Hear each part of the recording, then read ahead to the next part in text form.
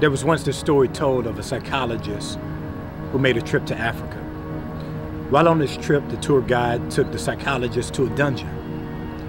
And while in the dungeon, the tour guide looked at the psychologist and told the psychologist to look around. As she looked around and surveyed the dungeon, the tour guide asked, "Do you know what was here?" She said, "No." And he says, "A few hundred years ago, there were African men here in chains during the transatlantic slave trade. They were locked down in this dungeon. Some were dead, some were dying, all filled in darkness." And then the tour guide looked at her and said, "Look up. Do you know what's up there?" She said, "No." He says it was a chapel.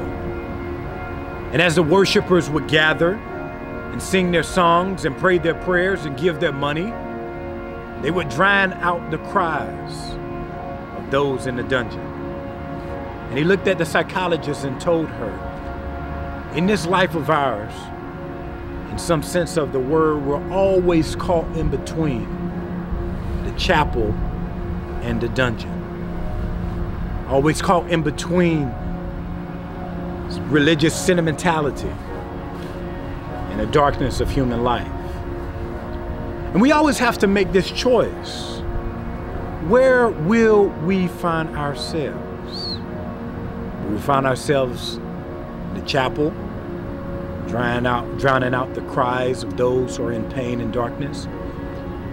Or will we go and join those in the dungeon and bring freedom and make human life more human for everyone?"